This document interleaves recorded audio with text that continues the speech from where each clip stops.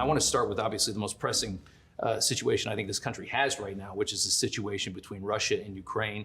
It's a situation that a lot of people, a lot of Republicans think, and the Ukrainians think, that President Biden has made worse.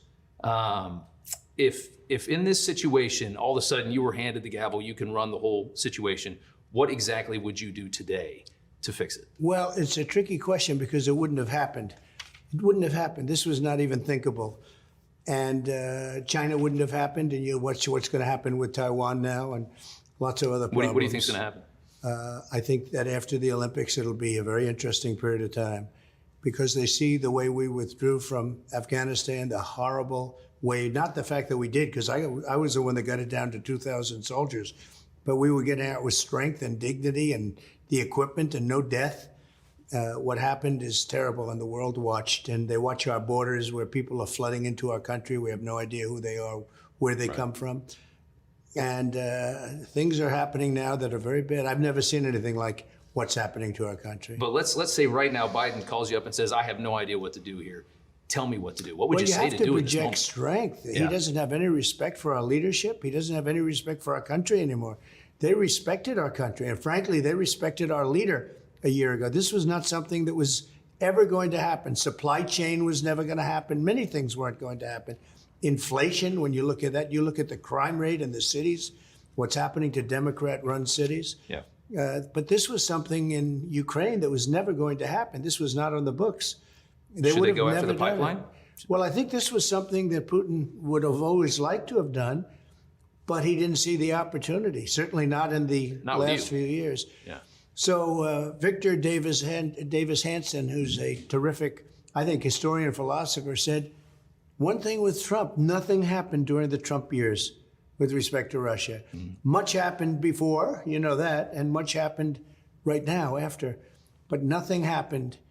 Frankly, nothing happened with respect to any country. They didn't take advantage of us. We got back in the swim. We made better trade deals. We did a lot of good things, but nothing happened that was negative to the United States. A lot of Republicans are calling for the transcripts of the phone call between Zelensky and Biden. The phone call that's been reported was a nightmare, even reported by CNN to have been a nightmare. They went hard for you for transcripts on a phone call. Do you think Biden will release them the way that you did?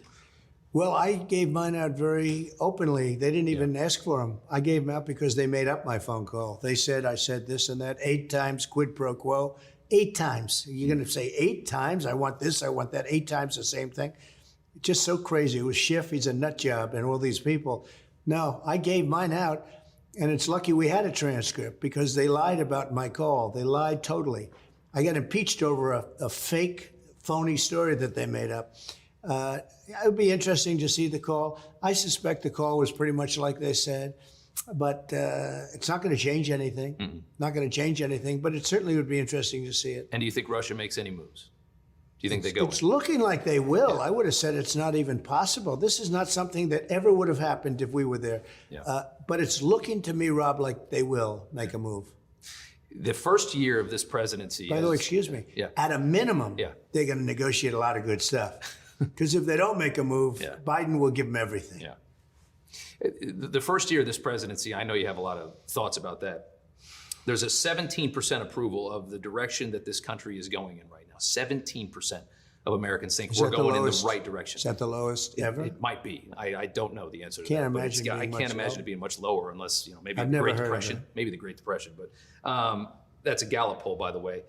Your reaction to that?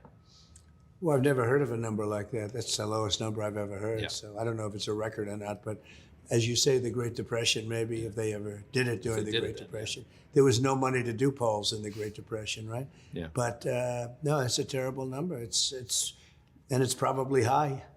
I think the biggest problem that we have of all the problems that we've accumulated in the last year has got to be inflation. You've got regular Americans that work hard are much poorer underneath this administration than they were a year ago or 2 years ago. And the inflation is very bad. It doesn't indicate that it's going to slow down. It doesn't look like it's going to slow down.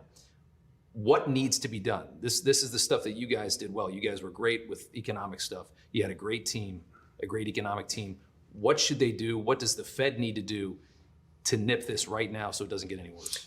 I don't really think it's the biggest problem, but it's a real big one. I think the biggest problem is what's happening on our border. millions and millions of people are coming into our country. We have no idea who they are. And not only millions of people, but billions and billions of dollars worth of drugs at a level 10 times what it was a year ago. And I think that's probably the biggest problem right now, because that's going to take a long time to fix. Yeah. But inflation could be done much more easily, frankly, if you got your energy costs down. Inflation was hurt very badly by the energy, because when I was there, it was $1.87 a gallon for gas.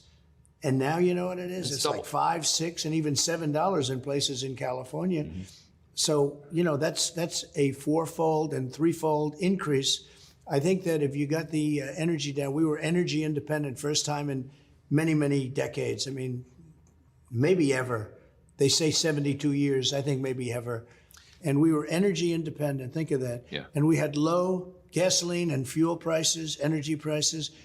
And now they've gone up so much that I think they have driven the price of almost everything up, because energy is all invasive. It's all over, right? And I really think if you got the energy prices down very substantially, inflation would have a chance to come down. Should the Fed, the Fed's talking about interest rate hikes in this year. I think there may be maybe 3 or 4 hikes this year. A lot of people, a lot of economists have said, even on my show, that they got to hike more than they're anticipating doing if they want to get this under control. Do we need a dramatic hike? They've kept it low for a long time. Yeah. You know, you're going to have to do something about the inflation, and that's one of the ways that you solve the inflation problem. I was here when the prime rate went to 21%. That was during the Jimmy Carter years. Jesus. And the same thing could happen right now. Yeah. Energy costs are so high. We're going back to OPEC, and we're going to Russia to ask for energy for the east coast of the United States. Can you believe it? They're the ones supplying it. You know, New England, which tends to be on the liberal side, has the highest energy prices in the country, and they're fueled by Russia. The whole thing, it's not even, who can even believe this? We didn't need anybody's energy when I was there. We were energy independent. We made our own, and it was very inexpensive. The funniest thing is, after all the pandering that we saw over climate change from this administration, I mean, they sold themselves as warriors on this issue. The Washington Post reporting that the Biden administration has outpaced your administration in issuing drilling on public lands for oil and gas, which to me, frankly, is hilarious. How ridiculous does that look to you after everything that they said? Well, it's pretty ridiculous. And I think that, you know, the bottom line is we're taking in a lot less energy because we don't have energy to fuel ourselves. Yeah. So, you know, we had tremendous amounts of excess energy, so much so that I filled up the strategic reserves. First time in 40 years that they were right to the top. They were empty.